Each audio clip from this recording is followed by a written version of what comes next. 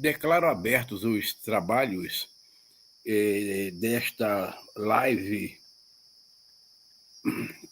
participação e formação, que vai ter como locutora, acompanhada do coletivo Paulo Freire de São Paulo, né? A doutora Meire Schief, né?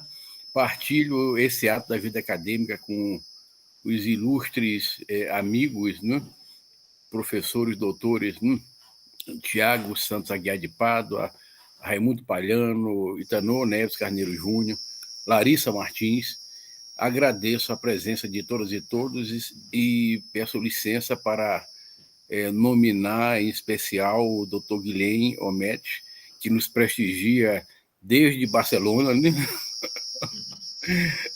E declaro também que estas quartas da inteligência se tornaram possíveis em razão da sensibilidade intelectual da professora doutora Eda Machado, mantenedora do Centro Universitário IESB, bem como do seu reitor, professor doutor Luiz Cláudio Costa,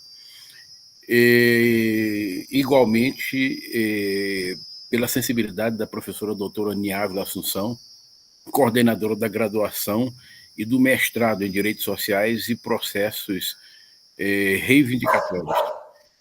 Passo incontinente a palavra ao coletivo Paulo Freire, né, para que nós tenhamos o privilégio de ouvir esta sinfonia pedagógica e cívica, né?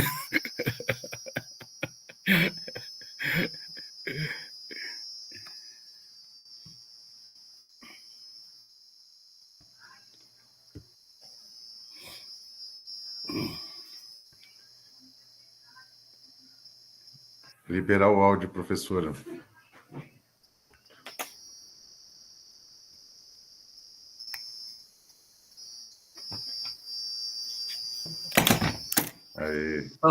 Professora, a honra é nossa, viu? Muito obrigada pela sua apresentação. É uma honra mesmo estarmos aqui com vocês mais uma vez. Temos acompanhado algumas lives, temos aprendido muito com vocês. Estamos aqui para nós gostaríamos de estar contribuindo com um pouco do nosso acúmulo de experiência nessa parte do tema de hoje, né, que é participação e formação. E como nós somos um coletivo, nós dividimos a nossa fala por 3 pessoas, vamos estar aqui falando, a Geni vai trazer a questão da cidade como possibilidade de inclusão e exclusão, a Zezé, Maria José, Reginato, a Geni é Geni Rosa Duarte, depois você se apresenta também, Geni, a Zezé, a Maria José Reginato, que vai falar como que a partir de uma articulação de serviços públicos, nós podemos dar passos para a inclusão, tanto da população quanto dos profissionais, e eu vou trazer um pouco nosso acúmulo na questão da formação, quer dizer, como é que a gente pode fazer isso na perspectiva de formação, né, dos trabalhadores dos serviços públicos. Então, aqui está escrito Luzia Sueli Bernardi, que é a minha outra companheira, porque eu estou na casa dela, eu estou usando o computador dela. Ela está aqui ao meu lado também, manda um abraço a todos, viu? E podemos começar? Por favor. Então, Geni, nossa companheira da área de História, se apresenta rapidamente, Geni.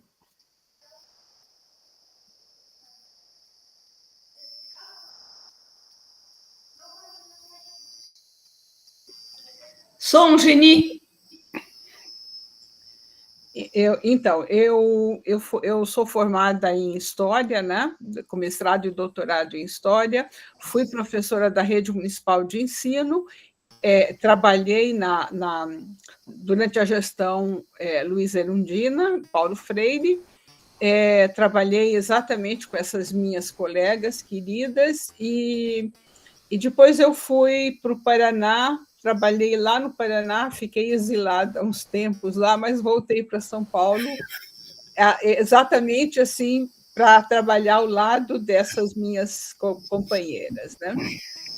Bom, eu quero, à guisa de introdução, eu quero colocar dois exemplos, duas notícias, né, que pode ser que aparentemente não tem nada a ver uma com a outra, mas eu acho que apontam questões que para nós são extremamente importantes, né? A primeira é já de algumas semanas e fala da instalação de um CAPS, é o Centro de Atenção Psicossocial, direcionado ao atendimento de saúde mental de base comunitária. Esse CAPS foi instalado num espaço urbano com o objetivo de que seus usuários pudessem construir novas relações sociais naquele espaço, e o CAPS foi extremamente rejeitado pela população. A população se colocou contra a presença daquele centro de saúde, né, de centro de atendimento à saúde mental, e, pelo contrário, eles alegavam que não tinha nada a ver, que eles não queriam aquele tipo de atendimento naquele espaço urbano, que não queriam ter aqueles portadores, né, de distúrbios mentais junto com o restante da população, e que, pelo contrário, eles achavam que esses usuários deviam ser colocados isolados, né, num outro estabelecimento, de preferência na zona rural, né? E isso mostra o quanto é difícil para determinados grupos sociais, para determinadas parcelas da sociedade, lidar exatamente com a diferença, né? O portador de distúrbios, como um caso diferente, ele necessitava ser inserido dentro daquelas relações que se constituíam naquele espaço urbano, mas eles eram extremamente rejeitados. E isso, inclusive, aparece no nosso cotidiano quando a gente lida com os alunos que têm distúrbios mentais, né? Que têm algum tipo de deficiência, né? Mesmo deficiências assim bastante leves, mesmo, por exemplo, alunos que têm síndrome de Down e outras questões assim que não impossibilitam de forma nenhuma a convivência, mas os pais de crianças, inclusive com síndrome de Down, relatam que muitas vezes a criança é tratada como doente, né? Seu filho é doente, seu filho não deveria estar numa escola pública, o seu filho deveria estar numa escola especializada. Então, isso implica também nessa rejeição. E a gente pode se perguntar até que ponto é possível você ter realmente a inserção de uma instituição de saúde ou de educação sem que ela sem que ela tenha a adesão da comunidade, a adesão desse entorno dela, né? Quer dizer, isso, nesse caso, impossibilita totalmente a execução desse trabalho de inserção dessas pessoas atendidas, né? Desse público atendido. E realmente se torna extremamente problemático, né? E inviabiliza, inclusive, isso. Bom, a segunda questão que eu queria colocar é alguma coisa assim que aparece hoje, inclusive, nos jornais, que é um leilão para a construção de escolas públicas pela iniciativa privada, dentro daquela questão dos PPPs, né? Público-privado. O governador do estado de São Paulo hoje realizou o segundo leilão para a construção dessas escolas. Essas escolas serão construídas com financiamento público, mas sem que a gente tenha conhecimento de nenhum estudo de atendimento das populações onde essas escolas serão inseridas. Muito pelo contrário, a perspectiva que foi colocada é de que essas escolas construídas terão internet, terão segurança, terão condições físicas melhores do que as escolas públicas do estado de São Paulo, que, diga-se de passagem, tem os prédios assim extremamente deficientes para atender os alunos, né? E a perspectiva que é apontada é a seguinte: quando essas escolas forem construídas, né, pela gestão particular, né, dentro dessa perspectiva de privatização, elas poderão substituir as demais escolas, né, que não teriam, que estariam muito mais comprometidas, né, no seu prédio para atender os alunos. Quer dizer, elas iriam substituir exatamente naquela situação trágica em que as crianças eram colocadas. E para falar sobre isso, eu trouxe um texto que foi escrito por pelo juiz Luiz Manuel Pires, da Terceira Vara Pública, a Vara da Fazenda Pública. Então, eu fiz questão de que não fosse simplesmente a voz de um educador, mas fosse a voz de alguém da própria comunidade, né, que se sente, e que deu uma liminar suspendendo esse projeto, liminar essa que no dia seguinte foi derrubada.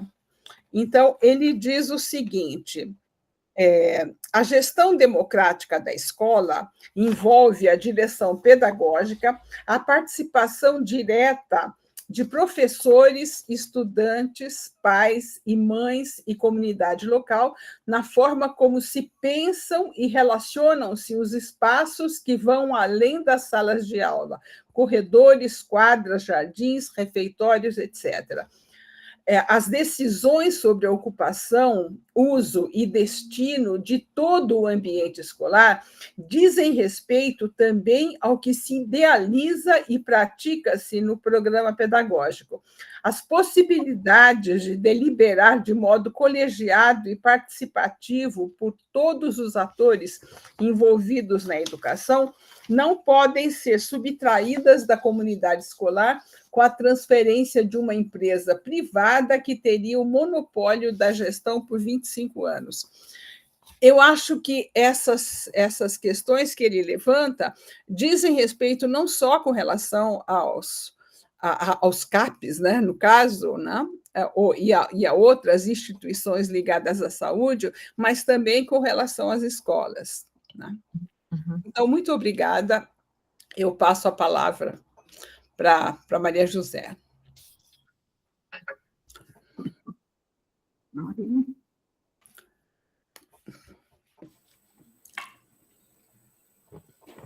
Maria José, pedagoga, também da Rede Municipal de Ensino de São Paulo, também na Secretaria Municipal de Educação, na gestão do professor Paulo Freire, junto com essas colegas. Depois de aposentadas, algumas de nós seguimos caminhos comuns, desenvolvendo ações junto a outras administrações públicas, municipais e estaduais, levando a linha freiriana na nossa bagagem de vida e de educação e de prática. Então, a minha fala, dando prosseguimento a essa importância, né, da participação que a Geni está trazendo, né, vai na direção, né, de relacionar isso com a abordagem feita pelo professor Guilhermo a respeito dos fatores de risco e fatores de proteção existentes na comunidade, que ele falou na última live, né? E que nos escancaram essa situação que, inclusive, Geni acabou de falar, não é? Quer dizer, os fatores de risco, eles estão diretamente relacionados a desigualdades sociais, a autoritarismo, às necessidades básicas não atendidas, intolerância, discriminação em relação à diversidade e à pobreza, dentro de outras questões da mesma natureza. E fica escancarado também que os fatores de proteção só existem quando existe a democracia, quando existe a participação. Aí a gente tem fatores de proteção, quando existe o protagonismo, quando existe o exercício da cidadania, a solidariedade no convívio social, o desenvolvimento de atividades e trabalho com sentido, o desenvolvimento de uma educação emancipadora, dentre outras. Ou seja, sem democracia e participação, não tem fatores de proteção, não é? Então, isto, né, posto que é um elenco indicado pela Associação Mundial de Psiquiatria, né?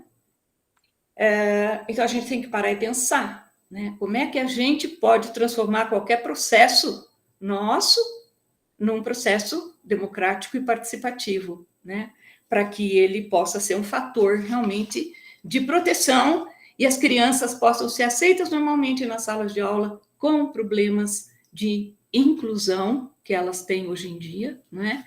E que os nossos, entre aspas, loucos, convivam conosco. Eu sou do interior do estado de São Paulo, uma cidade pequena, muito pequena, e os nossos loucos conviviam conosco, né? As pessoas que estavam num outro mundo, mas que nos chamavam pelo nome, a gente também chamava pelo nome.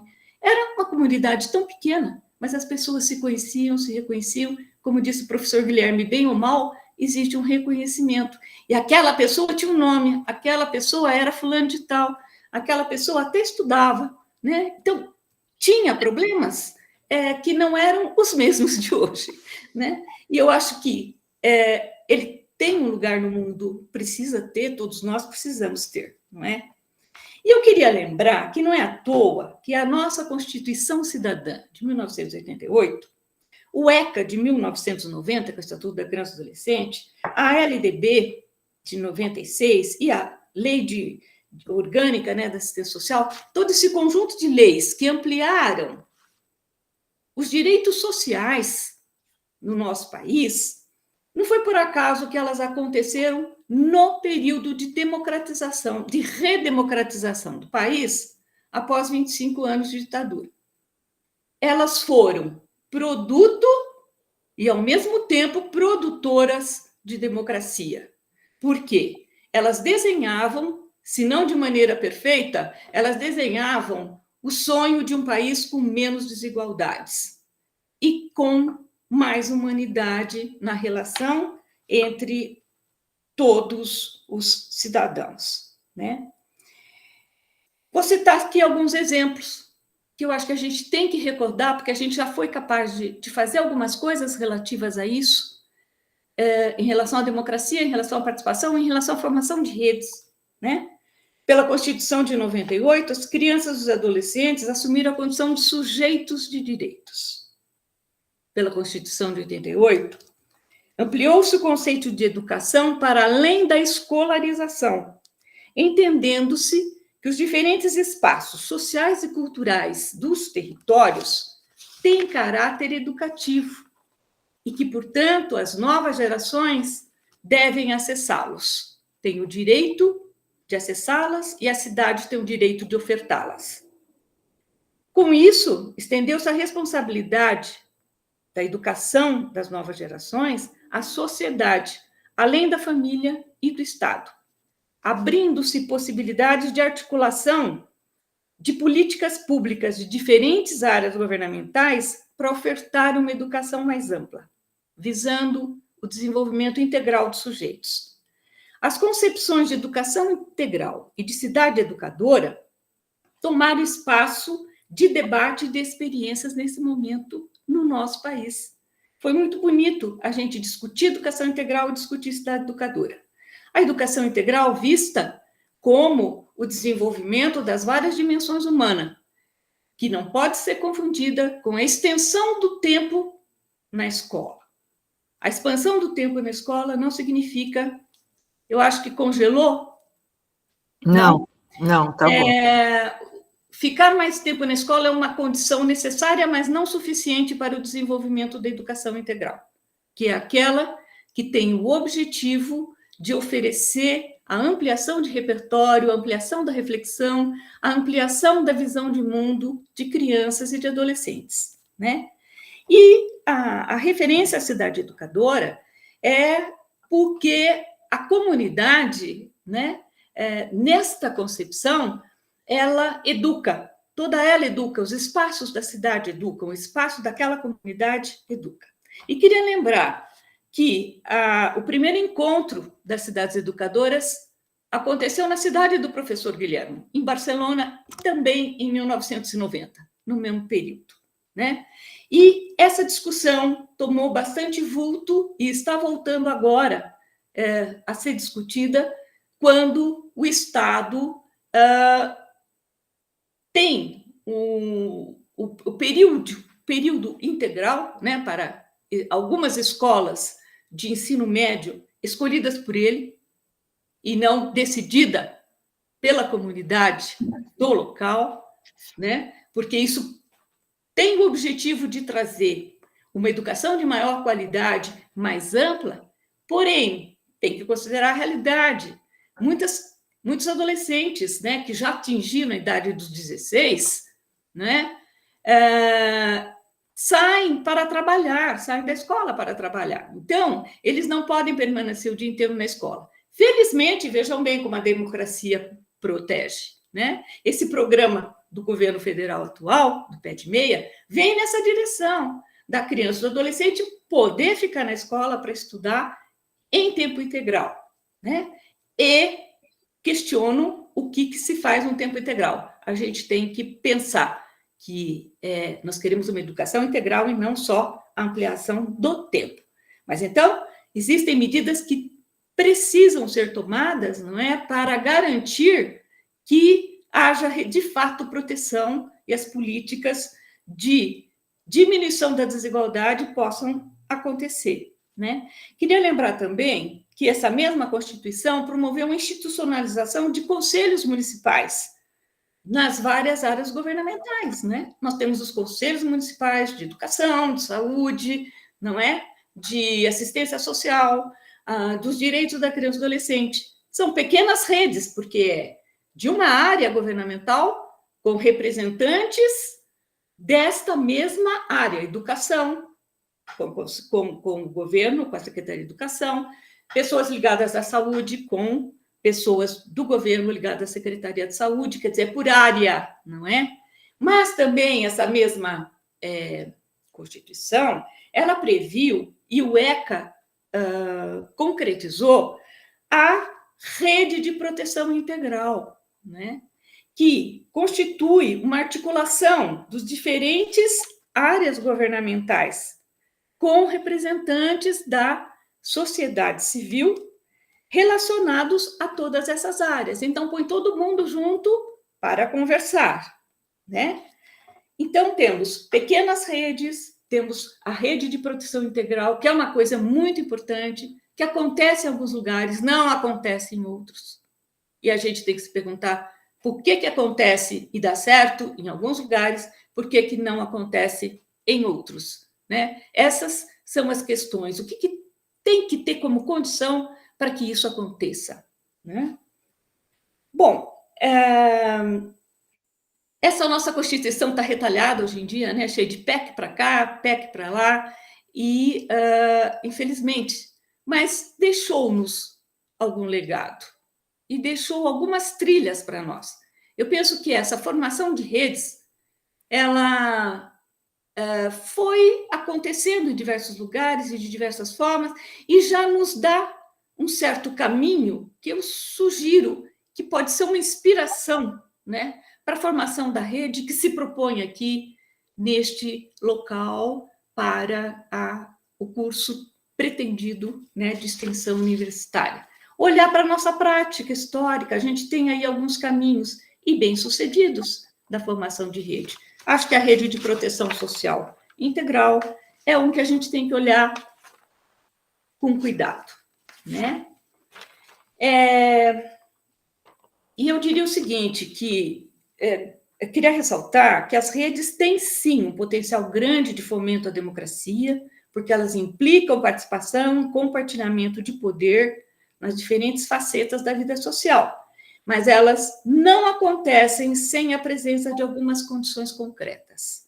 Existem algumas condições sem as quais elas ficam no papel ou assumem um papel absolutamente burocrático. O que nós podemos contribuir enquanto, a partir da nossa experiência particular aqui, né, nós que pertencemos ao Coletivo Paulo Freire, trabalhamos nessa linha há algum tempo, como pedagogas, como educadoras, trabalhando como formadoras ou como coordenadoras de projeto em várias administrações, com vários matizes políticos, inclusive, porém democráticos, né? Nós pudemos sentir a força das redes pulsando nos municípios, mas que condições eram essas que nós conseguimos enxergar que fizeram com que isso acontecesse? E aqui eu acho importante a gente compartilhar essas condições que vimos, modestamente, porque elas podem servir de elementos de reflexão para a formação dessa rede pretendida, né, para a execução desse projeto, para a elaboração, execução e acompanhamento desse projeto, melhor dizendo, né? Quais são esses fatores, né? O apoio governamental local é fundamental. O poder político é fundamental de estar mobilizado, né? Quando nós tivemos prefeitos que abraçaram as causas do projeto, o projeto teve mais condição de ganhar vida, né? A vontade política das áreas envolvidas para a implementação do projeto. Ou seja, se nós precisávamos de X secretarias, por exemplo, a serem envolvidas num determinado projeto, na medida em que uma declinava o seu poder político, o projeto mancava, né? Outro fator importante é a adesão dos participantes, tanto da área governamental quanto as lideranças educacionais, culturais e comunitárias. Um outro fator muito importante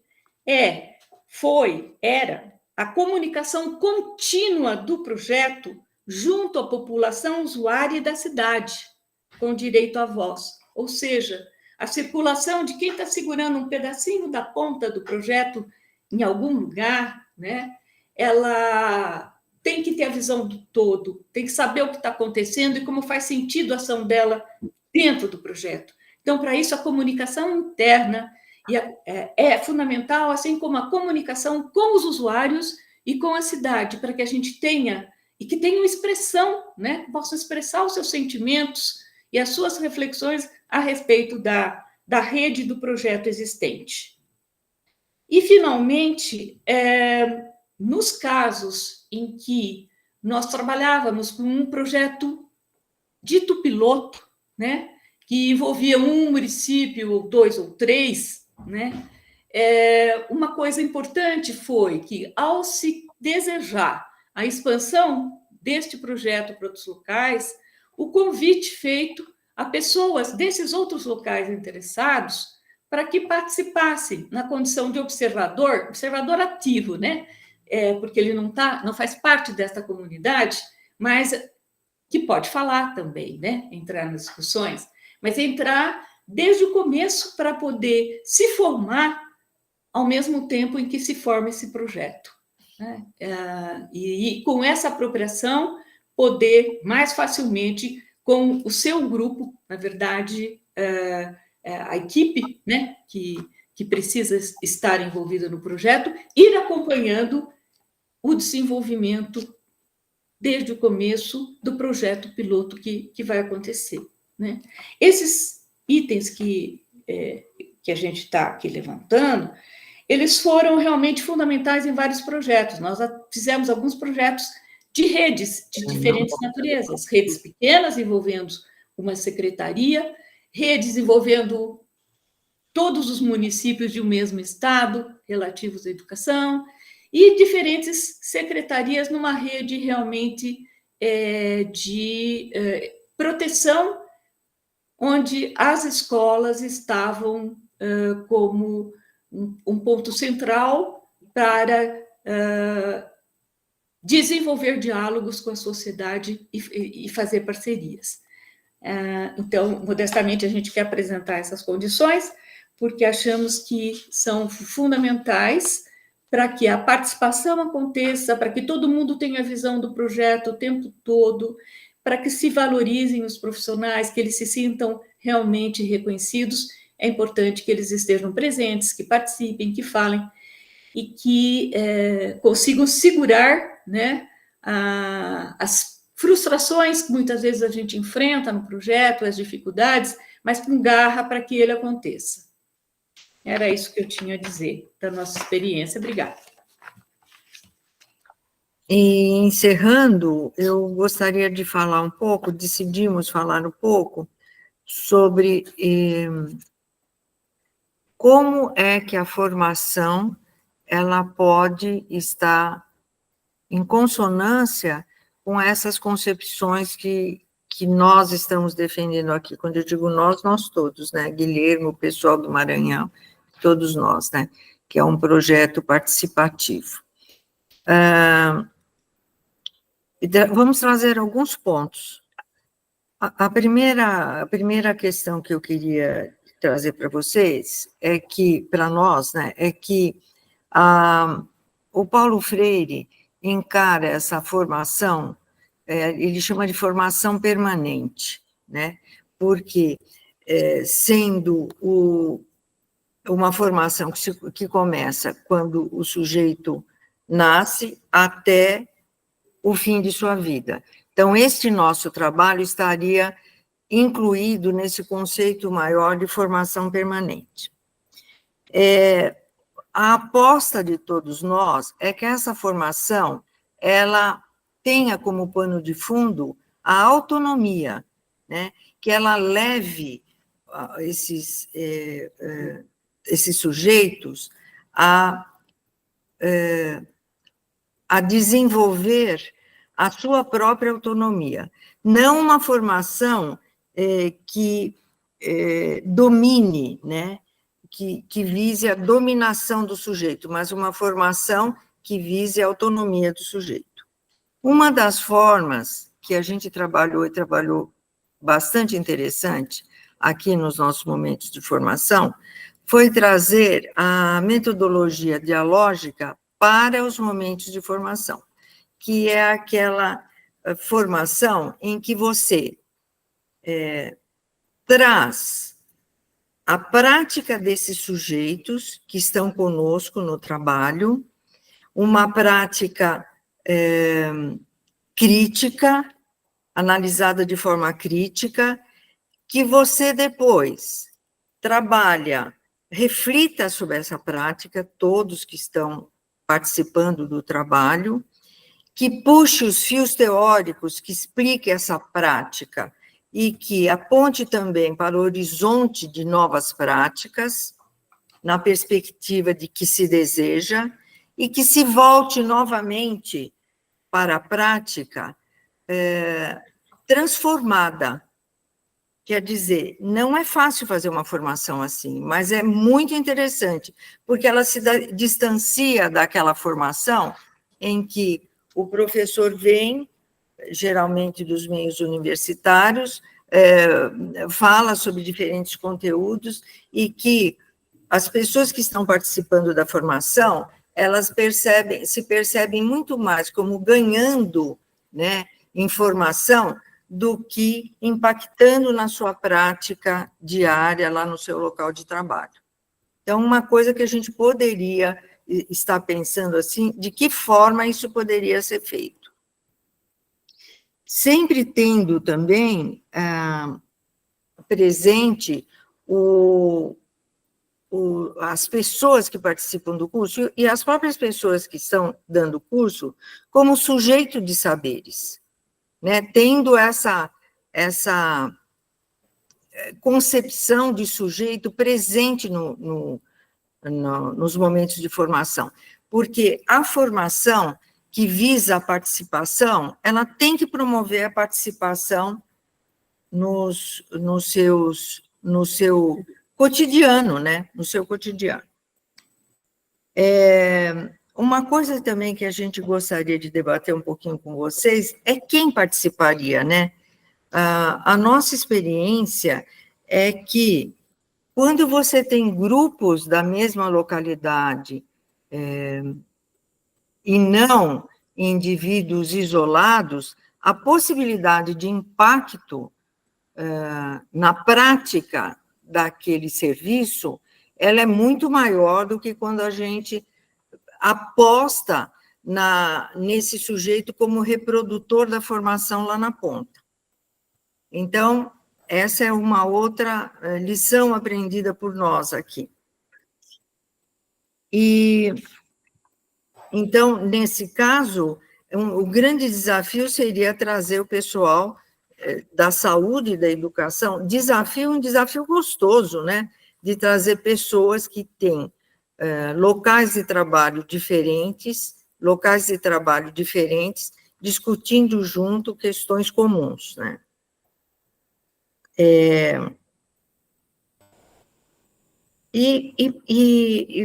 para finalizar, na proposta freiriana, a formação é uma responsabilidade individual e do poder público, né? E ela é uma responsabilidade social, política e ética, né?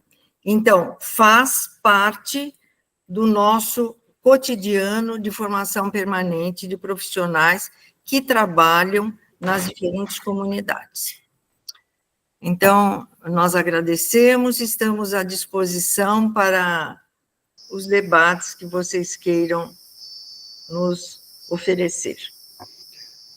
Nós que somos todo gratidão pelo privilégio de tê-las conosco e pela vida vivida e refletida que trouxeram ao debate. Com economia de meios, passo incontinente a palavra à professora Maria Margarete Garcia Vieira para as suas ponderações. Boa noite a todas e todos. Boa noite, professor Rossini. Muito obrigada pelo convite para estar nessa noite tão importante, tão forte, tão potente, com essas pessoas que trazem uma experiência maravilhosa de trabalho realizado e que eu só posso aplaudir e dizer, vamos dar as mãos e continuar. Porque educação, para mim, é isso, chega a me arrepiar, porque a vida inteira eu penso e proponho e tento fazer esse trabalho de formar o ser autônomo, de que ele aprenda e que seja em todas as dimensões da vida, seja na formação intelectual, psicológica, corporal, ética, e nós sabemos que é difícil. A experiência que vocês trazem, professora Maria José Reginato, professora Geni Duarte, professora Luzia, Sueli Bernardi, que coisa importante, que trabalho maravilhoso. E me parece assim que é uma proposta tão bem feita e, por certo, experimentada, e trazem, inclusive, as dificuldades. E eu, que também trilhei um pouco por esses caminhos, posso dizer que, efetivamente, né, só quando se incorpora do poder público, que ele abrace essa vontade, esse intuito, e se propõe os meios, e que nós tenhamos um conjunto de pessoas envolvidas para colocar em prática isso, dividir experiências, propor-se a se expor, inclusive, né? Porque a reflexão crítica, né, vai expor as nossas dificuldades, os nossos erros, os erros de um e de outro, mas isso é necessário, porque nós só melhoramos com essas reflexões e com a percepção daquilo que erramos e que precisa ser modificado, e que nós somos imperfeitos, e que nós sabemos isso, e que precisamos, com o apoio do grupo, melhorar. E precisa modéstia, né? Precisa boa vontade e modéstia para se compreender que estamos para aprender todos nós, os professores juntos, né? Em conjunto, em grupo, como aprender com os alunos, aprender com os colegas. E é lindo saber assim, dessas experiências vitoriosas que vocês tiveram. Eu me lembro, assim, rapidamente, de uma... que não é minha, mas que recentemente eu ouvi de uma pessoa que trabalha num município, porque eu não posso colocar lá as minhas experiências anteriores à Constituição de 88, como professora que eu era, já, e que procurava fazer um trabalho, mas eu... como você bem colocou, Maria Reginato, foi a Constituição de 88 que nos trouxe vários ganhos, né, sociais, e para a criança, e para os alunos, e para a democracia.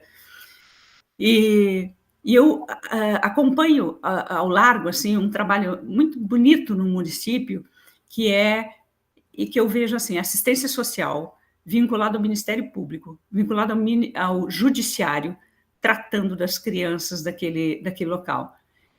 E reúnem, fazem audiências, discutem, veem o que pode ser feito, o que não pode ser feito, e mãos dadas, coisas que não se via antigamente, em prol daquelas crianças em questão. E realmente dá certo, porque não se faz milagres, não se opera milagres, né? Mas se procura o melhor para a coletividade. E, para isso, precisa muitas mãos unidas, precisa realmente estarmos imbuídos dessa vontade de fazer o melhor. E as crianças, a vontade das crianças e dos adolescentes ali envolvidos, elas também são ouvidas, porque as pessoas que trabalham ali dentro com essas crianças, da assistência social, psicólogo, inclusive os cuidadores são ouvidos, todas as pessoas são ouvidas, para se ter um reflexo do que realmente está acontecendo. Então, eu acredito, sim, acredito que pode-se fazer essa educação transformadora, que se pode melhorar com democracia, com diálogo, com um trabalho ampliado, integral, mas ampliado em todos esses aspectos do ser, né? Da arte, da música, da literatura, da filosofia, do esporte, e que tudo isso seja feito sempre dentro deste campo, que é o campo do respeito ao indivíduo, daquilo que ele traz e daquilo que ele quer transformar, que essa transformação ela se dá, como vocês bem colocaram, do indivíduo e do coletivo, né? Porque só o próprio indivíduo pode ter a sua autonomia e ter os seus ganhos, as suas conquistas. Então, eu cumprimento muitíssimo esse trabalho e acho assim, que é uma proposta brilhante, necessária, maravilhosa e que tem tudo para frutificar, apesar das coisas que o mundo está nos trazendo com respostas antidemocráticas. Mas eu acho que o local pode gerar, né? De dentro da nossa aldeia a gente pode fazer muita coisa. Então, é isso. Eu parabenizo vocês, respeito muito o trabalho que vocês apresentaram, que fazem, fizeram e continuam fazendo e que estão propondo. E no que eu puder contribuir, eu estou à disposição. Com muita alegria e com, digo assim, com uma esperança. Ouvi-las gera uma esperança. Parabéns a todas. Obrigada, professora. Obrigadíssimo, professora Maria Margarete. E, por oportuno, passa a palavra à professora Larissa Martins. Boa noite a todos. Todos conseguem me escutar? Todos. Eu agradeço a oportunidade, cumprimento, primeiramente, peço licença a todos, mas cumprimento meu queridíssimo professor Rossini Correia, cumprimento a minha querida amiga Margarete e parabenizo as expositoras pelo trabalho brilhante, pelo tema riquíssimo, a Luzia, a Geni, Maria José. Desde já agradeço a exposição, desde já eu agradeço a oportunidade, agradecendo também ao IESB e suas coordenadoras, pelas quartas da inteligência, e a cada semana nos renovamos com um tema mais rico, mais interessante, mais profundo que o outro. Esse tema, eu confesso que ele me é muito caro, muito precioso, porque eu venho de uma família de educadores, sobretudo na educação infantil. Eu não segui esse caminho, mas sendo filha, sobrinha, prima de professoras, nós acabamos pegando muito ali da vivência. Então, é um tema que nos é muito, pelo menos me é muito, muito caro e muito querido. A fala da Geni teve um peso especial para mim, porque não só a minha mãe, mas estava comentando ontem com uma prima minha sobre o ensino especial. Ela se sente realizada agora, porque assumiu um concurso na Prefeitura de São Paulo, onde ela agora tem a oportunidade de trabalhar somente com o ensino especial. E nós vemos a luta diária, tanto das pessoas que utilizam CAPS, como foi mencionado pela Geni, quanto pelos alunos, seja de ensino infantil, fundamental, médio. A saúde mental é um tema caríssimo, é algo de extrema urgência, e a participação na formação desses alunos em especial, ela é importantíssima. Eu digo que eu queria muito ser professora, quando mais nova, eu via minha mãe, eu seguia muito o exemplo dela, era muito rico para mim poder acompanhá-la em sala de aula. Eu me imaginava no lugar dela, imaginava qual seria a minha aula, minha metodologia, isso eu pequenininha já me imaginando. Pouco tempo depois, eu queria ser médica, cheguei a passar no vestibular de medicina e direito ao mesmo tempo, acabei escolhendo direito e me tornei advogada. E eu acredito que foi a Luzia, nas colocações finais, que mencionou o trabalho colaborativo, até mesmo entre áreas distintas. E vejam vocês, eu estou tentando trabalhar num projeto em que leva a telesaúde por via de telemedicina para cuidar da saúde mental nas escolas. Então, olha como a participação é importante. Nisso eu conheci tantas pessoas, assim como as expositoras de hoje, que estudam, que levam esse tema com a seriedade que ele deve ser levado, que entendem a profundidade, que entendem a necessidade da participação e nos cuidados da formação, e me senti honrada de poder, de certa forma, participar. E vejo como é importante a participação e a colaboração, não só entre os poderes, entre a parceria público-privada, mas entre áreas distintas, áreas de saberes distintos, entre pessoas, entre a comunidade. Tem uma participação social muito forte nisso também. Vejam que a saúde mental nas escolas, qual seria a ideia basilar, vamos dizer assim, nesse projeto? É que não só os alunos sejam atendidos, mas também os professores, enquanto ali formadores de opinião, formadores de... Enfim, são formadores para a vida, né? Como citou a Luzia nos ensinamentos de Paulo Freire. E também a comunidade, ou seja, os pais dos alunos, caso houvesse a necessidade, e os demais trabalhadores do ambiente escolar. Todos ali seriam tratados. Desde a tia da merenda, ao pessoal terceirizado, faxina, porque entende-se que tudo ali está colaborando e faz parte do processo de formação. Então, vejam como é rica a formação do indivíduo e como é cara. Por isso que eu achei brilhante a exposição inicial da Geni, como é cara essa questão da inclusão, da participação, também, sobretudo, dos alunos especiais, que não devem ser tratados como doentes, como seres a serem excluídos do convívio, mas sim cuidados, integrados, incluídos, e isso tudo é muito importante.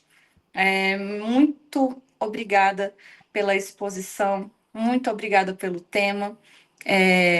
Eu espero fazer a minha parte enquanto professora, jurista, embora não nessa área diretamente, mas vemos que é uma participação conjunta, trazendo também a área da saúde para dentro da educação, porque andam juntas, e vejo como codependentes. Se uma avançar, a outra também avança, a melhoria para todos, e todas são importantes no processo de formação e na participação. Então, muito brevemente, eu queria só trazer essa pontuação para dizer que o tema de vocês é brilhante, é riquíssimo. Parabéns pelo estudo, parabéns pela exposição. Muito obrigada por trazerem esse tema. E aqui eu encerro, agradecendo a vocês, encerro a minha participação e desejo a todos uma ótima noite. Muito, muito obrigada. Nós é que agradecemos, professora Larissa Martins. Sangue novo e comprometido alimenta todos nós. Com a palavra, o professor Itanon Neves Carneiro Júnior, para a sua intervenção.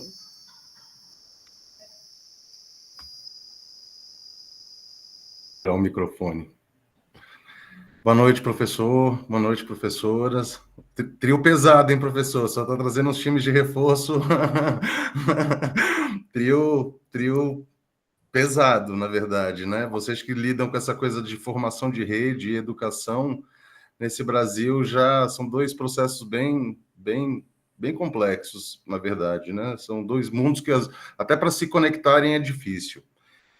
E, assim, São Paulo é uma realidade à parte, né? É uma realidade que eu sei que move a locomotiva pensante do país, né? Eu tenho uma mãe professora em São Paulo, então eu sei qual é a realidade do professor da Escola Municipal e Estadual de São Paulo, que não é uma realidade fácil, né?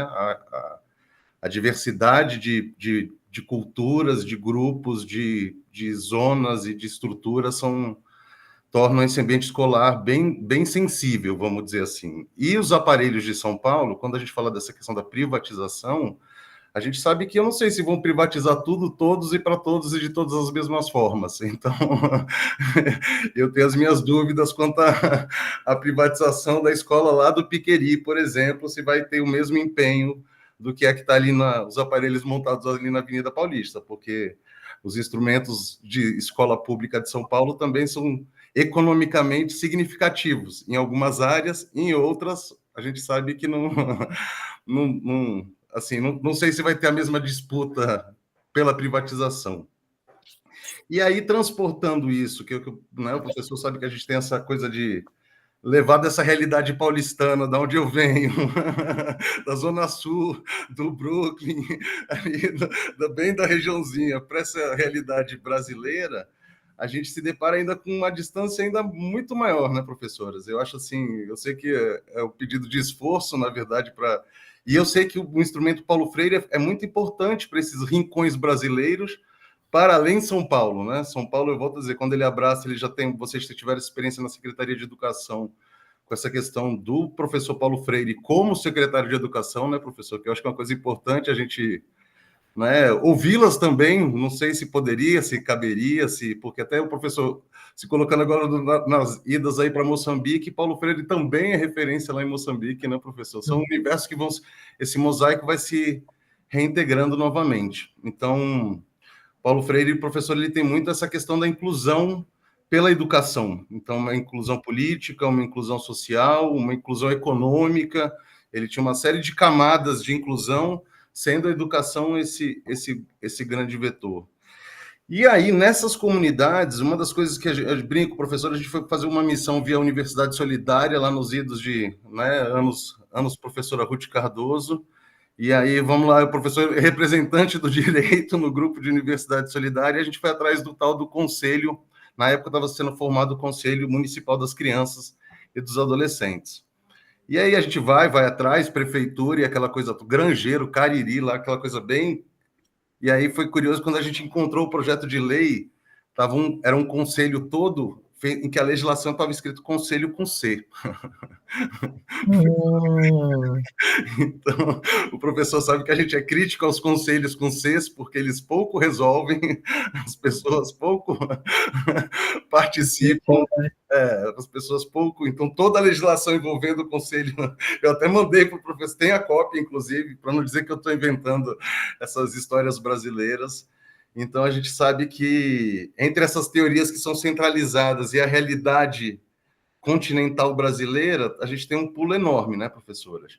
E aí, na verdade, eu gostaria que as três, se possível, porque existe uma carência nessas comunidades, que é a questão que vocês abordaram, até passando, e as professoras, tanto o pessoal do CAPES, que são os conselhos deliberativos, né?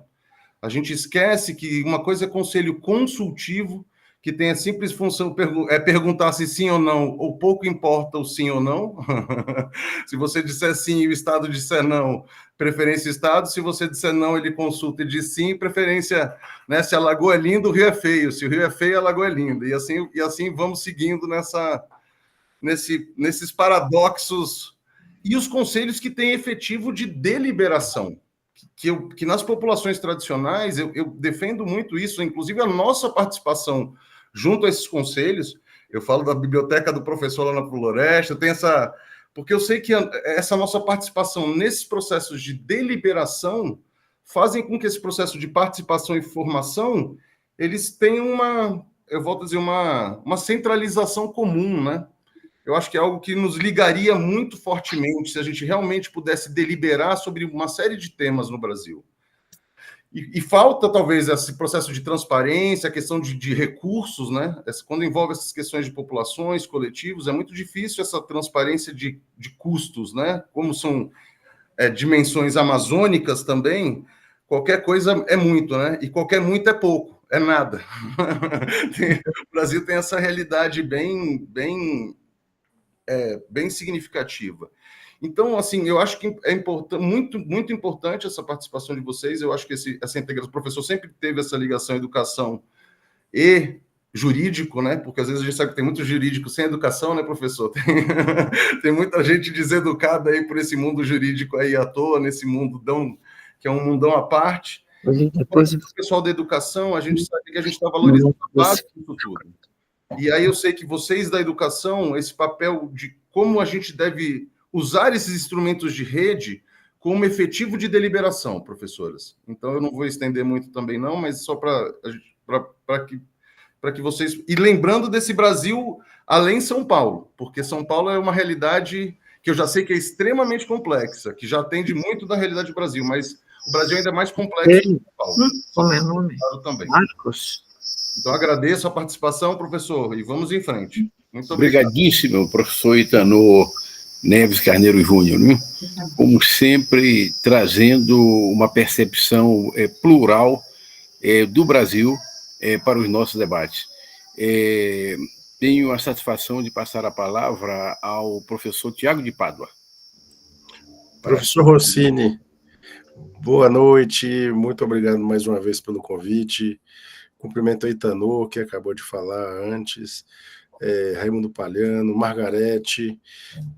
Tenho a satisfação de, nesse momento, poder ter a companhia da professora Larissa, que também mencionou, e todas aquelas que estão inseridas aqui nessa referência do coletivo Paulo Freire, né? A Meir Schiff, a Maria José, Zezé, que falou agora há pouco, também anotei aqui os nomes, as referências, e também gostaria de cumprimentar o IES e o professor Rossini, mais uma vez, por propiciar esse modelo de reflexão tão necessário, tão importante, né? Ainda mais falando sobre uma referência como essa, que eu gostaria de ressaltar muito mais do ponto de vista daquilo que seria resistência, né?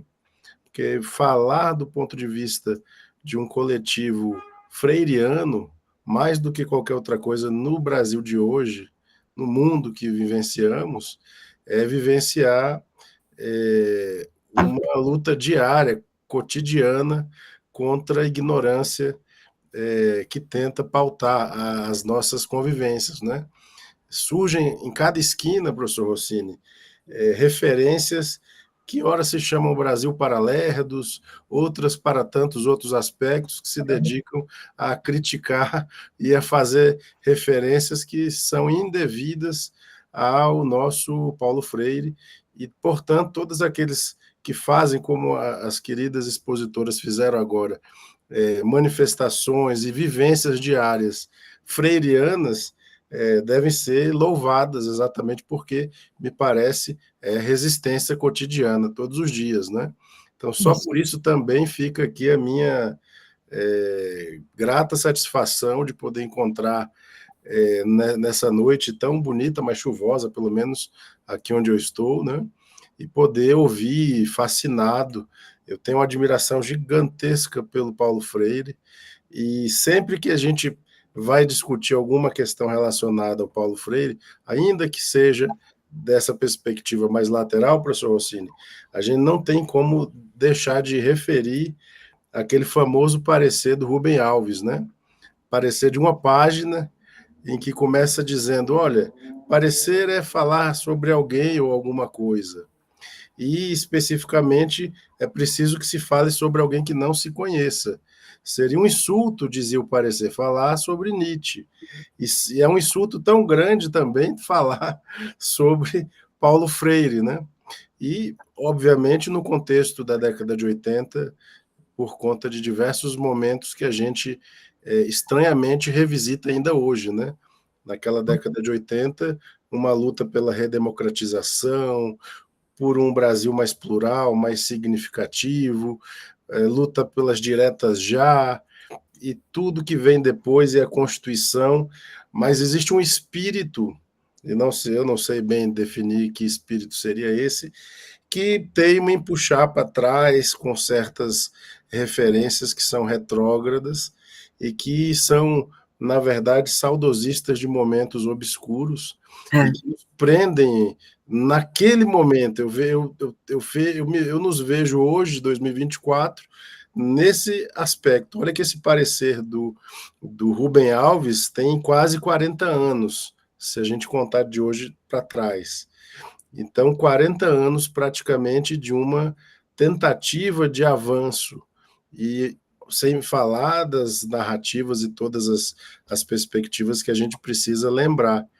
Eu ouvi atentamente, e vou só pegar uma carona no que a Larissa falou antes de mim. A Larissa mencionou que teve uma influência muito grande por ter na família pessoas vinculadas à docência e acabou fazendo uma escolha, né, entre medicina e direito, e dessa questão tão bonita que tem relação com o impulso, né?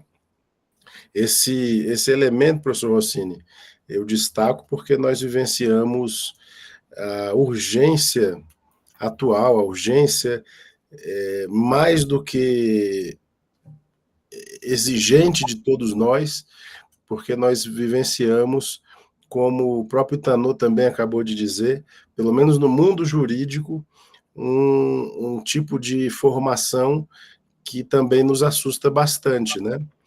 Então, o que a gente observa é que nós temos caça-níqueis em forma de escola, pessoas explorando escolas jurídicas, sem preocupação nenhuma com outro tipo de vivência, sem preocupação com a existencialidade dos alunos.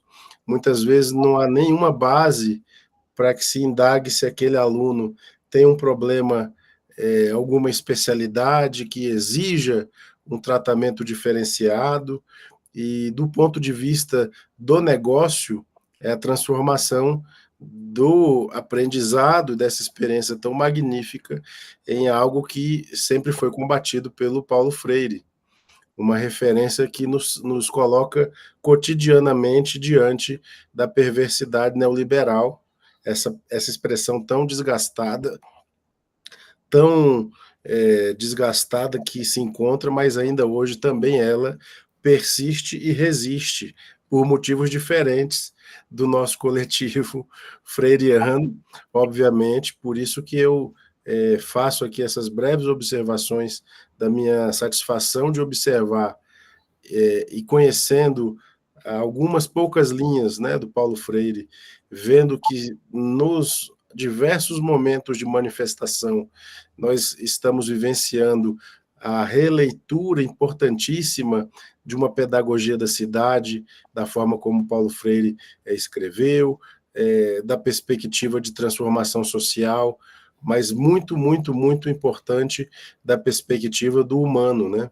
Da forma de construção dos laços, das referências próprias, e pensar que aqui, pelo menos, que é a nossa aldeia, né, professor Rossini, nesse momento atual, em que a gente visualiza no Distrito Federal a educação sucateada, que ainda não foi leiloada com marteladas para que se faça na televisão, como aquele sujeito lá de São Paulo, que eu me recuso a dizer o nome, como se fosse uma coisa bela, bonita e avançada.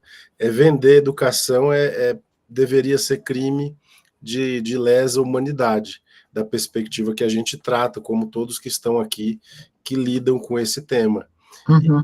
Eu só poderia dizer para as nossas expositoras a minha felicidade de encontrar esse liame, essa forma de construção, desde a existencialidade pedagógica da cidade, da vivência da cidade, porque isso fomenta aquilo que é tão necessário nos dias de hoje, como a consciência e a conscientização de aspectos da política com o P mais nobre que possa ser atribuído a essa expressão.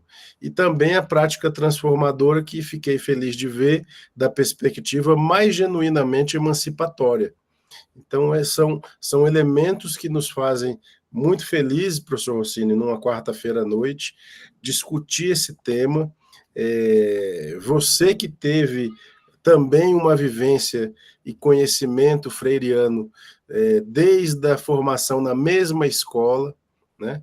Formação jurídica, que também, para minha felicidade, me fez enxergar que o jurídico é muito raso, é muito árido, e que existe uma vida muito maior e muito mais ampla fora da circunvisão daquilo que basicamente quase que exterminado por uma visão juridificante.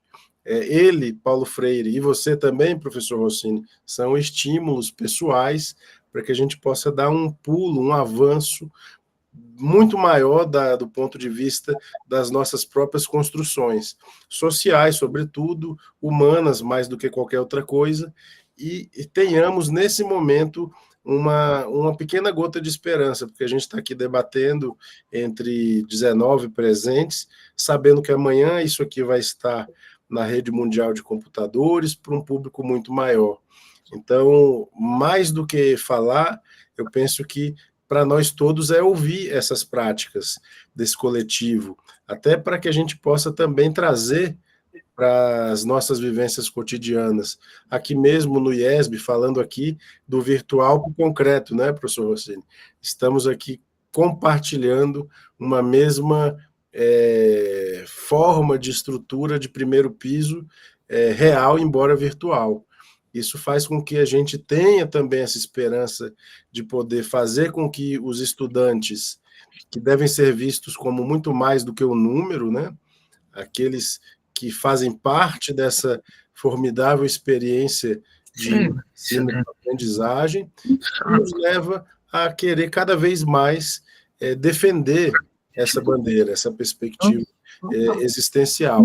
Eram essas as brevíssimas observações, professor Rossini, que eu compartilho feliz, muito feliz, de verdade, genuinamente, com as colegas que vieram nos presentear no dia de hoje, e espero que retornem em diversos outros momentos, e com diversos outros recortes, ainda mais porque nós vivenciamos, nesse momento, uma disputa por aspectos palmo a palmo da evolução da educação, aspectos de muita dificuldade nos planos federal, estadual e municipal.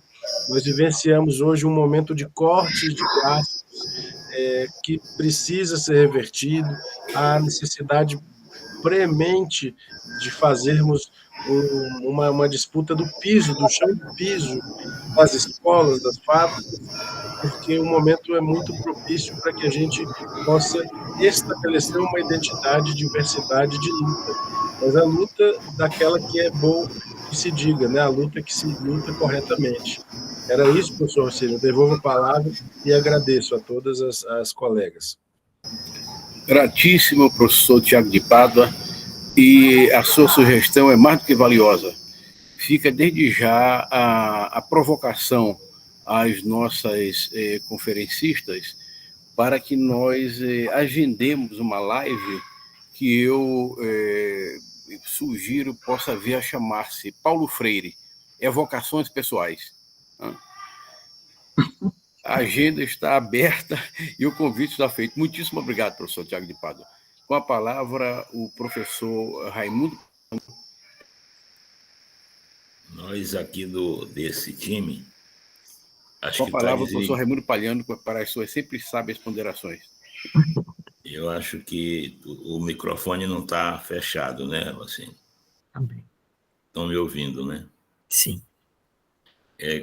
Quando você propõe mais esse trabalho, eu fico preocupado com o tempo, né? Que depois que eu conheci o doutor Guilherme, eu não consigo mais, eu tirei umas férias agora, era para ter tirado um mês de férias, eu não consegui sair, dado as demandas e a dedicação dele e tudo. Ontem mesmo a gente acabou de receber a 5ª versão que ele já escreveu, também faço algumas especulações, Eduardo Borges faz algumas especulações. Então, a gente realmente, mesmo com o passar do tempo, nós ainda temos muita empolgação, muita confiança no futuro, né? Embora sem perder jamais a criticidade, a visão crítica do mundo em que a gente está inserido, né? Ver hoje aqui a professora Meire, o time da Coletivo Paulo Freire, o brilhantismo de suas colocações, a sua contribuição histórica ao freireanismo no Brasil e o que poderão contribuir com esses nossos projetos comuns, né?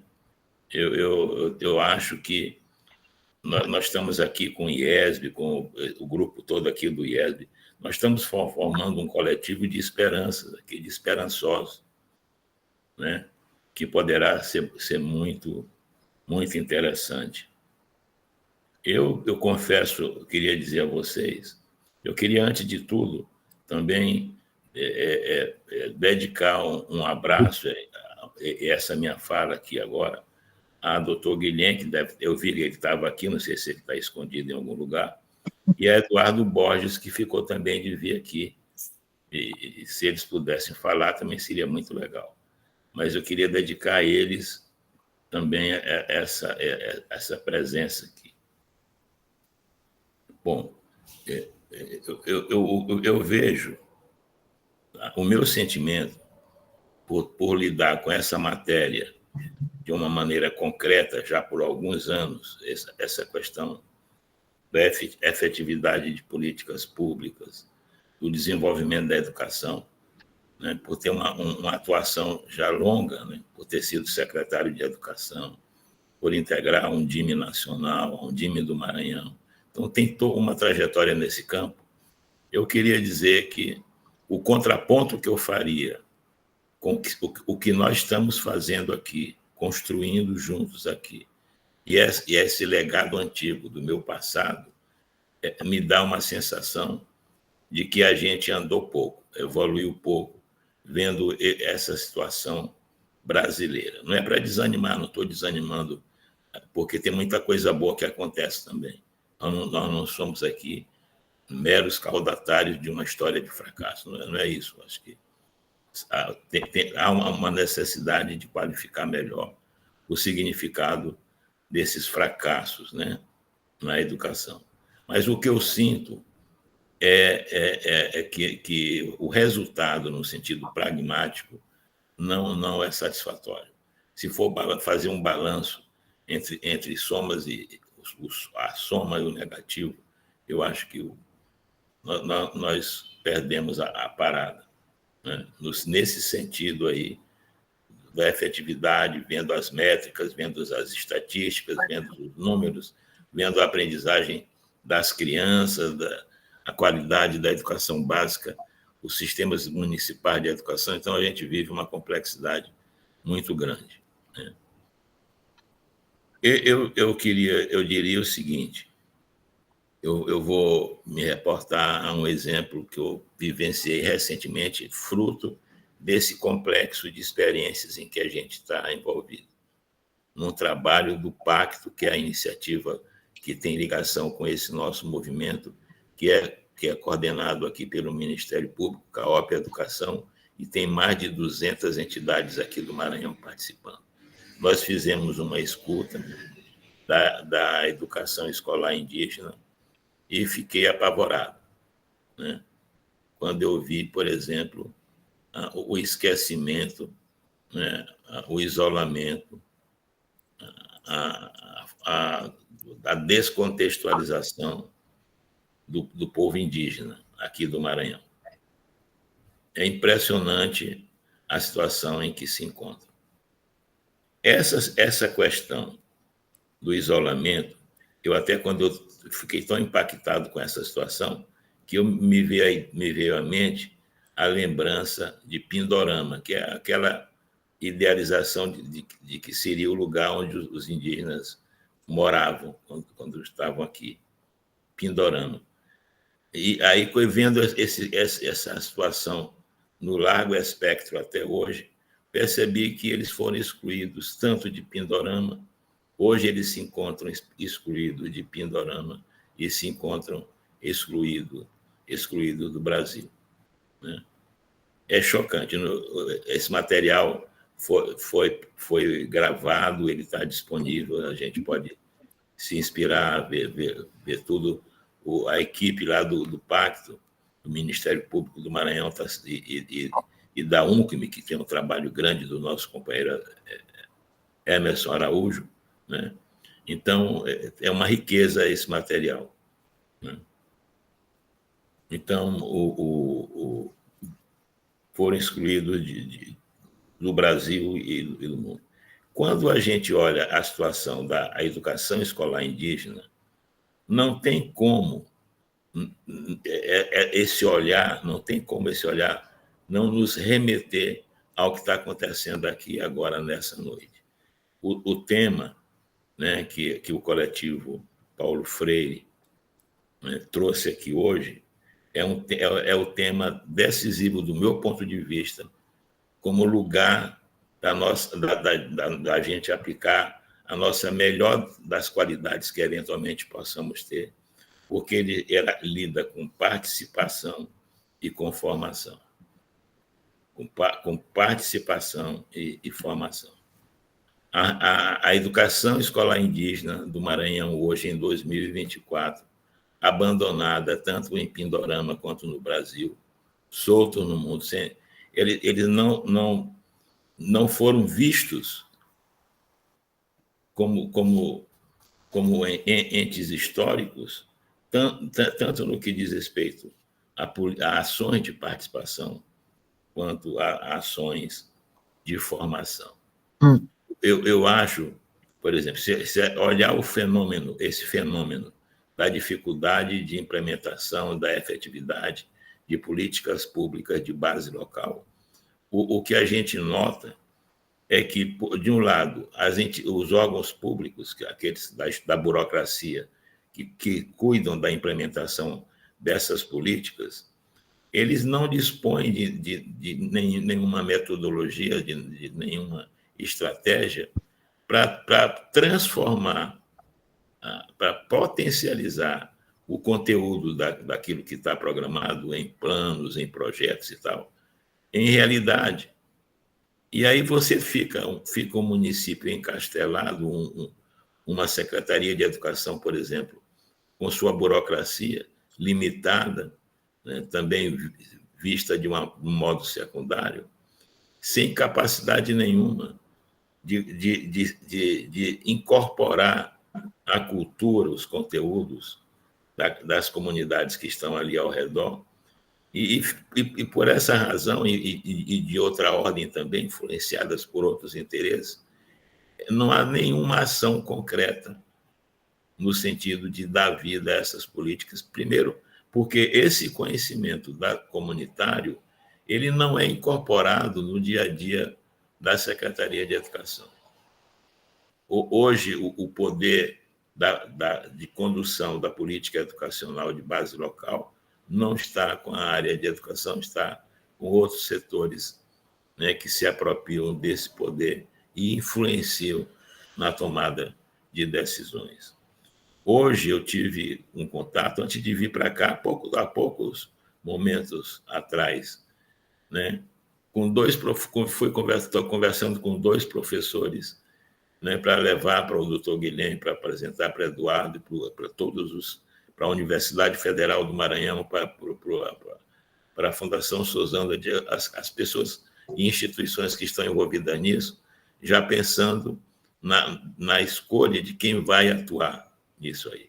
Porque a participação e a formação, dentro da perspectiva freiriana, são lugares estratégicos, né, para a gente poder fazer uma mudança nesse modo tradicional e que nos leva a constantes retrocessos no que diz respeito à efetividade de políticas educacionais, de políticas sociais, política de renda e tudo mais.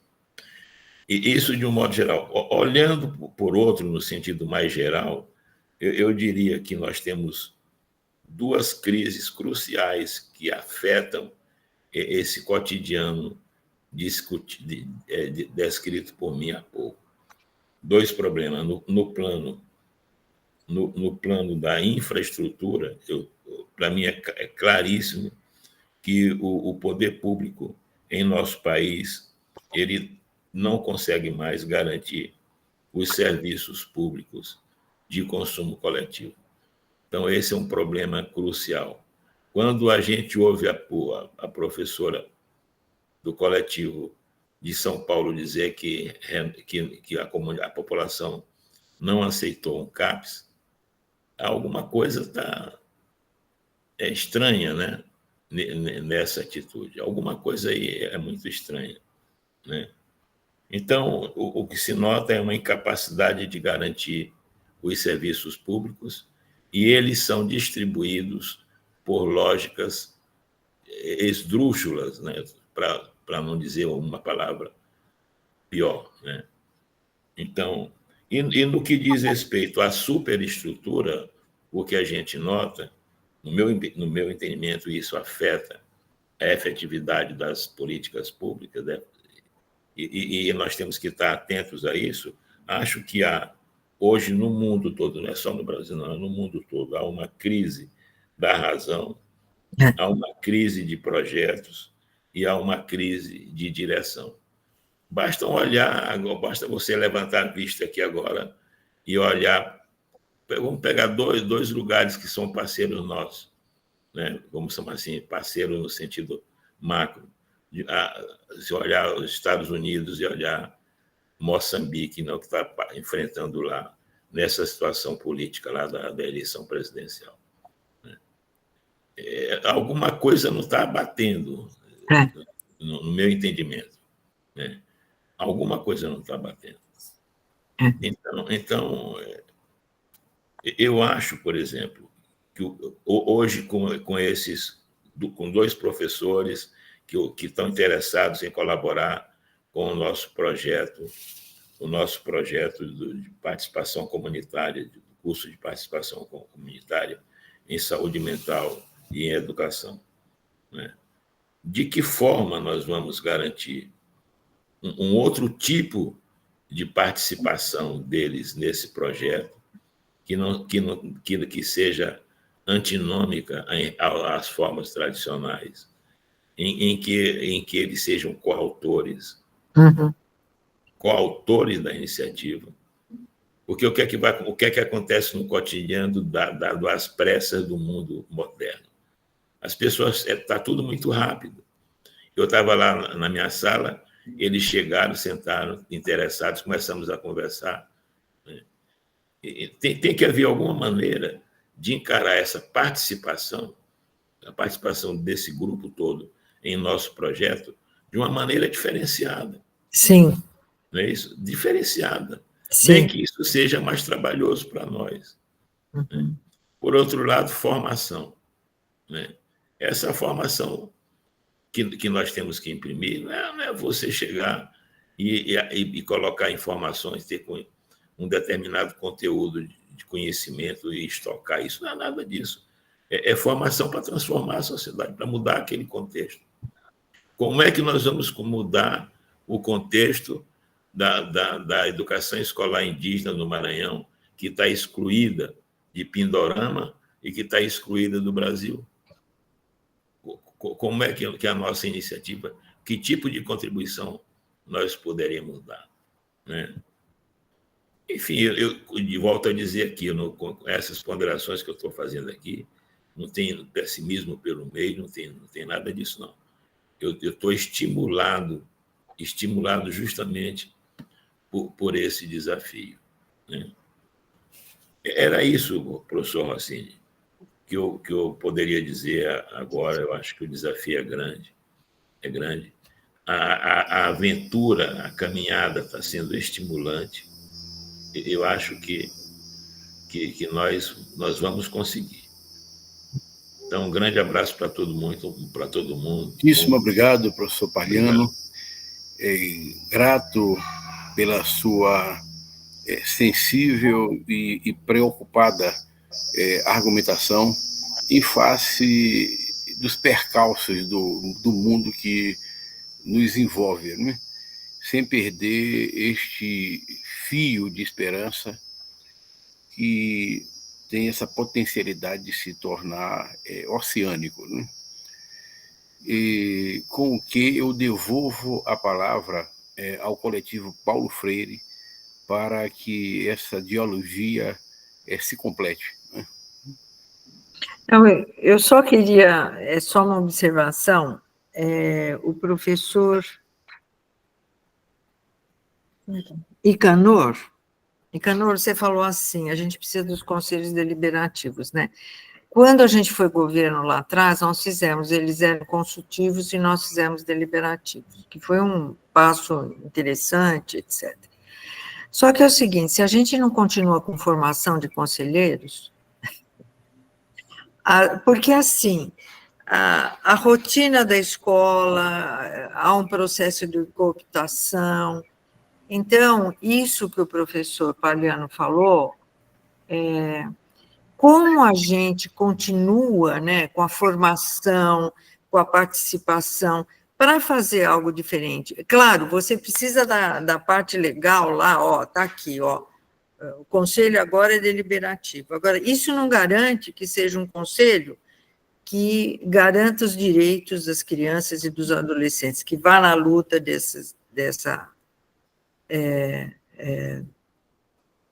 né, que ele cumpra com a sua função. Nós estamos aqui em São Paulo, gente, nós estamos com a extrema-direita na cidade, num monte de cidades e no estado. E aí, o que acontece? Esses conselhos, vários conselhos nossos, estão sendo ativados pelo pessoal de direita. Aí ele deixa de ser um conselho em defesa, né, do Estatuto da Criança e do Adolescente. Então, nós estamos com esses... Eu também acho que vocês colocaram a importância da resiliência nossa, né? Então, o nosso coletivo foi fundado quando o título de patrono da educação brasileira estava em jogo lá na Câmara dos Deputados, né? Havia um projeto para retirar esse título, aí o coletivo... Quer dizer, nós estamos numa fase, e ainda mais no dia de hoje, né, um dia de eleição dos Estados Unidos, nós estamos numa fase muito difícil, mas como o professor Paliano, me identifiquei muito com a sua fala, professor, como nós podemos fazer desse embriãozinho aqui, desse projeto, um pouco do que nós desejamos para que a participação seja efetiva nesse projeto e de tal forma que a gente possa a partir desse embrião, a gente aumentar, né? Aumentar em outros espaços com a experiência que a gente adquirir aqui, né? Mas eu passo a palavra para as minhas companheiras. Eu só quero dizer que eu gostei muito de conhecer vocês. Nossa, vontade de ficar mais um tempão aqui discutindo essas coisas, né? E em nome do coletivo, eu quero agradecer a todos. Passo a palavra a Zezé e a Geni também.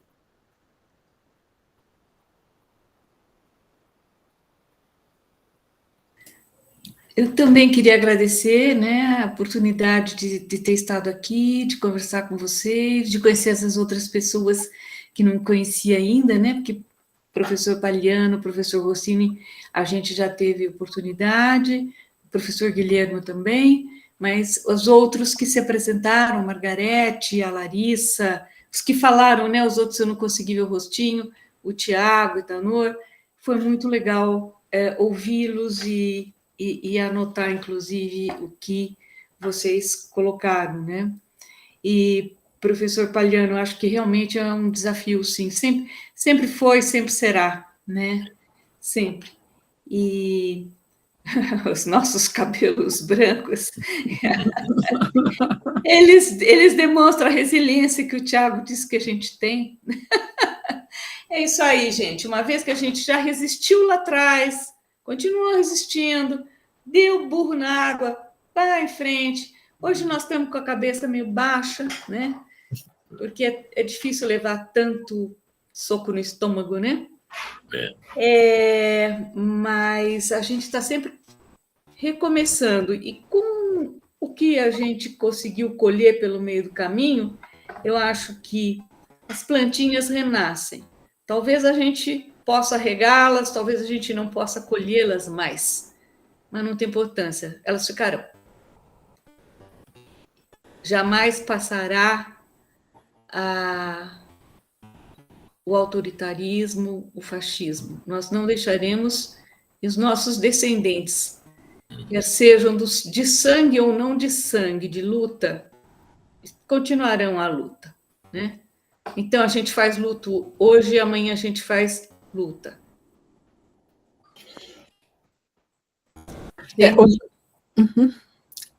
Outro dia, o médico do Lula disse o seguinte, que existem pessoas idosas e pessoas velhas, né? Daí ele disse assim, as pessoas idosas, como nós, né, são aquelas que dispõem de uma grande soma de experiências, né? E, na verdade, estão vivas no sentido assim, de dar curso a essas experiências. Agora, ele diz assim, velhos são aqueles que já desistiram da vida. Daí ele disse assim, eu conheço velhos de 20 anos, de 30 anos, de 40 anos, né? Que simplesmente já desistiram da vida, né? E nós, dentro desse grupo aqui, que é tão desafiador, né? Que traz coisas assim tão interessantes, né? Nós somos simplesmente idosos, contentes com esses desafios, né? O Guilherme sabe disso, né, Guilherme? O Guilherme ele foi embora? Não, está aqui. Não, eu estou aqui ouvindo. Ah, Guilherme, saudade de você. Eu queria dizer 2 palavras, se é possível, professor Rossini. Com todo gosto, doutor Guilherme. Por favor, a palavra é sua. Eu ouvi essas interessantes comunicações, não é? Porque realmente incidem sobre aquilo que dessa proposta, né, que mencionou o professor Paliano. Eu ouvi palavras que me entusiasmam, né? Eu sei que estou longe do Maranhão, não estou muito longe do Maranhão, estou muito longe do Brasil, né? Mas tem palavras como inclusão que eu ouvi hoje. Ouvi cidade educadora, que é uma palavra realmente que incide muito diretamente na intenção desse projeto de participação comunitária. Não? Finalmente, é a comunidade educadora, não é? Então, saúde mental se sabe que os 75% dos fenômenos que incidem na saúde mental de qualquer pessoa estão fora do alcance do sistema sanitário. Então, estão ao alcance de alguém, esses 75% dos fatores, estão ao alcance da comunidade. E justamente estão ao alcance da comunidade. E por isso que me interessa muito esse fenômeno da educação além das paredes da escola e da saúde além das paredes dos centros de saúde. Não é? Eu acho que ali é o lugar da possibilidade da transformação. Está fora das paredes da escola, fora das paredes dos centros de saúde, está na comunidade, no além. E por isso que eu acho que a articulação entre os lugares de educação e os lugares de saúde, com a comunidade que as contém, porque a comunidade é o centro, tem a centralidade, não é? A centralidade é a comunidade. E a gente tem a tendência de pensar na comunidade como a periferia dos nossos lugares, das nossas instituições, né?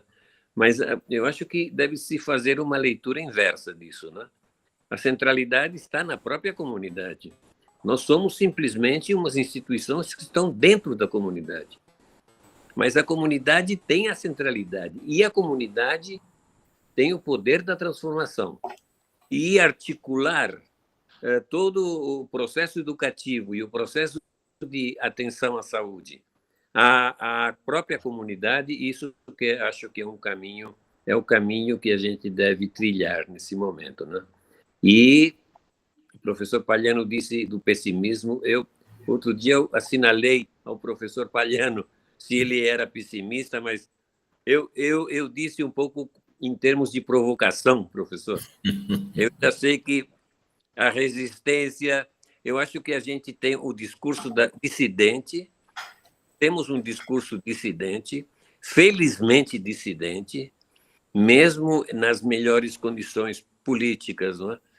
A gente deve permanecer tendo um discurso dissidente, porque é dessa forma que a gente tem um discurso mais criativo, não é? Obrigado por ter ouvido tudo aquilo que eu acabei de ouvir nesse tempo dessa noite. Obrigadíssimo, doutor Guilhem. Eu quase que termino este nosso encontro recordando uns versos de Honda, né? Que é como que um hino de São Paulo, né? E destaco esta passagem. Se eu tivesse quem bem me quisesse, esse alguém me diria, né? Desiste, né? Essa busca é inútil. Eu não desisti. Com isto, solicito ao paulista Itanô Neves Carneiro Júnior que despeça as nossas queridíssimas conferencistas desta noite, né? Que desde São Paulo pensam um mundo melhor. Sim, professor, eu assim agradeço aí a participação de todos. Eu acho que é muito importante essa possibilidade de ponte entre o conhecimento. Eu acho que aqui a gente só tem a acrescentar quando a gente se propõe esse tipo de cooperação comum, né? Eu acho que a gente está vivendo uma sociedade tão individual que formação e participação vai nos exigir, do além do individual, esse coletivo. E aqui é um exemplo de coletividade de pensamento, professor. O senhor é um farol que brilha aí nessa imensidão brasileira, começando lá do Maranhão, do Mar Grande, né, professor? Descendo até o centro e seguindo aí, irradiando. Então, importante, professor, essa questão também da gente lembrar em como transformar esses coletivos em ações, viu, professor? Eu acho que a gente tem muita força conjunta capaz de dinamizar muita benfeitoria para muitos grupos. Eu acho que isso é um exercício. O professor é aberto a esse tipo de integração, então eu acho que quando vem essas forças coletivas, elas só reanimam esse nosso senso comum. Então, obrigado, professoras, por estarem aí na resiliência franca. Na verdade, não é que vocês, né, não é o melhor, é o que eu diria, é as que estão presentes, né, professora? É as que estão aí fazendo a voz valer. Então, isso tem uma força realmente muito importante. Boa noite a todos, professor. Boa noite, professora Margarete, professor Raimundo Palhano, professora Geni, todos, professora Maria José, Tiago, Larissa, o pessoal aí da produção que ajuda, o IESB que permite, e a gente que segue junto na caminhada. Boa força a todos. Muito obrigado, viu, professor? Boa noite. Muitíssimo obrigado. Tá? Boa noite a todos. Obrigado, parabéns. Obrigadíssimo. Parabéns.